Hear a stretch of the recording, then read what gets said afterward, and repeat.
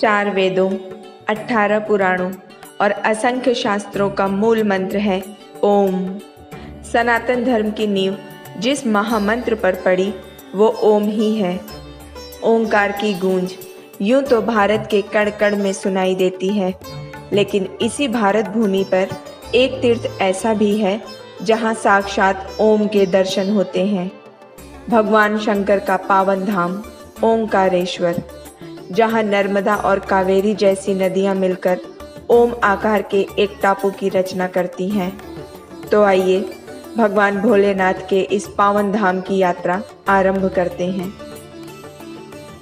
ओंकारेश्वर ज्योतिर्लिंग मध्य प्रदेश में पवित्र नर्मदा नदी के तट पर स्थित है। इस स्थान पर नर्मदा के 2 धाराओं में विभक्त हो जाने से बीच में एक टापू सा बन गया। इस टापू को मानधाता पर्वत या शिवपुरी कहते हैं। 12 ज्योतिर्लिंगों में से ओंकारेश्वर चौथा ज्योतिर्लिंग है। यहाँ 2 ज्योतिर्लिंगों की पूजा होती है, ओंकारेश्वर और ममलेश्वर।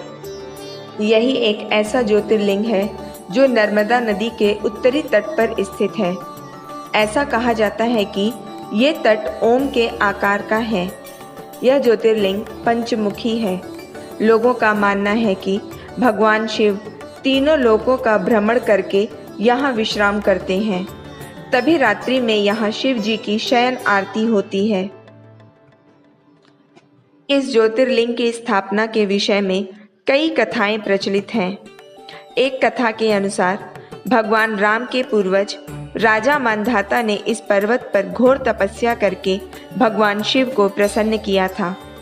तपस्या से प्रसन्न होकर जब शिव जी प्रकट हुए तो राजा मानधाता ने उनसे खुद के लिए मोक्ष की प्राप्ति और सदा सदा के लिए इस स्थान पर निवास करने का वरदान मांग लिया। तब से भगवान शिव यहाँ ओंकारेश्वर ज्योतिर्लिंग के रूप में विराजमान हैं। इसलिए इस नगरी को ओंकार मानधाता भी कहते हैं। ऐसा माना जाता है कि यहाँ 33 करोड़ देवी देवताओं का वास है। यहाँ नर्मदा जी में स्नान करने का विशेष महत्व है। नर्मदा जी का जन्म भगवान शिव के पसीने से हुआ है, इसलिए नर्मदा भगवान शिव को पुत्री की तरह ही प्रिय हैं। भगवान ओंकारेश्वर का मंदिर भी नर्मदा जी के तट पर ही स्थित है। एक दूसरी कथा के अनुसार एक बार नारद जी भ्रमण करते हुए विंध्याचल पर्वत पर पहुंचे। वहां पर्वतराज विंध्याचल ने यह कहते हुए कि मैं सर्वगुण संपन्न हूँ और मेरे पास सब कुछ है, नारद जी का स्वागत किया। नारद जी ने विंध्याचल के अभिमान युक्त बातें सुनकर लंबी सांस ली। तब पर्वतराज विंध्याचल ने पूछा, आपको मुझ में ऐसी क्या कमी दिखाई देती है? तब नारद जी बोले, तुम्हारे पास सब कुछ है, किंतु तुम सुमेरु पर्वत से ऊंचे नहीं हो सकते। उस पर्वत का भाग देवताओं के लोकों तक पहुंचा हुआ है। तुम्हारा शिखर कभी वहां तक नहीं पहुंच सकता। इतना कहकर नारद जी वहां से चले गए और विंध्याचल मन ही मन बहुत दुखी हुए। तब विंध्याचल ने भगवान शिव की आराधना करने का निश्चय किया।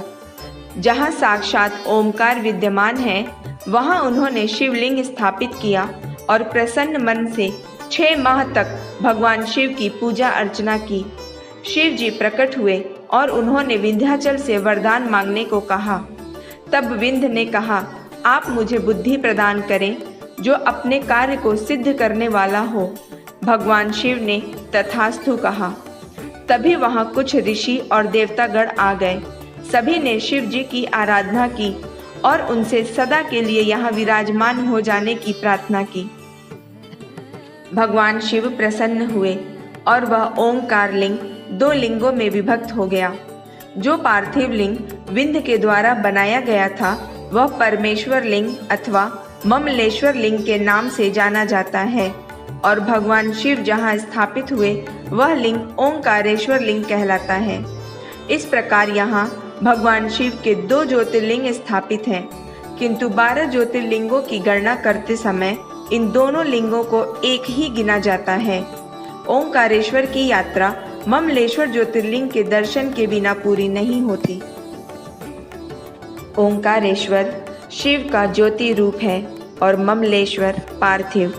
ओंकारेश्वर अगर शिव की आत्मा है तो ममलेश्वर शिव का शरीर। ममलेश्वर मंदिर में लिंगार्चन पूजा की परंपरा है। नर्मदा की मिट्टी से यहाँ एक साथ हजारों शिवलिंग बनाए जाते हैं और फिर उन्हें नर्मदा के जल में ही प्रवाहित कर दिया जाता है। भगवान कुबेर शिव जी के परम भक्त थे। इसी स्थान पर उन्होंने शिवलिंग बनाकर शिव जी की आराधना की थी। उनकी इसी भक्ति से प्रसन्न होकर शिव जी ने कुबेर को धनपति बनाया था। भगवान शिव ने अपने बालों से कावेरी नदी को उत्पन्न किया था, जिसमें कुबेर ने स्नान किया था। यही कावेरी नदी ओमकार पर्वत की परिक्रमा करते हुए नर्मदा नदी में मिलती है। इसे ही नर्मदा कावेरी का संगम कहते हैं। इसी संगम पर मान्यता है कि लोग पत्थर के ऊपर पत्थर रखकर घर बनाने की मन्नत मांगते हैं। ऐसी मान्यता है कि जितने पत्थर रखे जाते हैं, माँ नर्मदा और कावेरी के आशीर्वाद से उतने ही मंजिलों के घर की मन्नत पूरी होती है। ओंकारेश्वर तीर्थ के सारे पवित्र मंदिर ओमकार की सीमा रेखा में ही स्थित हैं। नर्मदा और कावेरी की पवित्र धाराओं के साथ इन मंदिरों की परिक्रमा करना ओम की परिक्रमा करना है। इस ओमकार परिक्रमा का पहला दर्शन है माँ अन्नपूर्णा का प्राचीन मंदिर। इस मंदिर में माँ अन्नपूर्णा, माता काली और माँ सरस्वती का वास है। यहाँ पूजा करने से धन धान्य, शक्ति और बुद्धि की प्राप्ति होती है।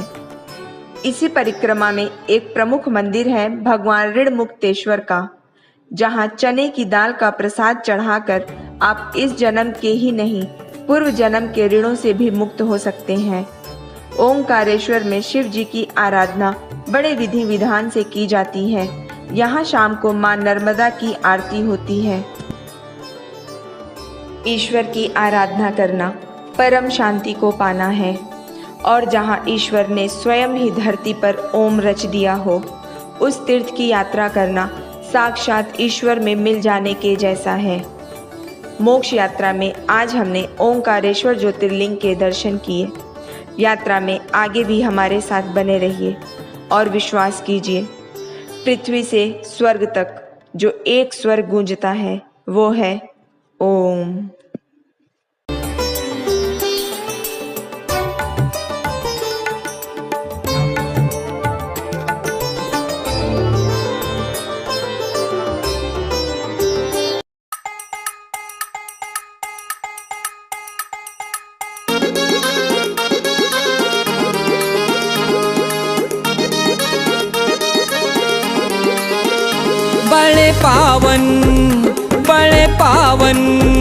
बड़े पावन नर्मदा धाम मरेवा घाटन घाट होवे पूजा।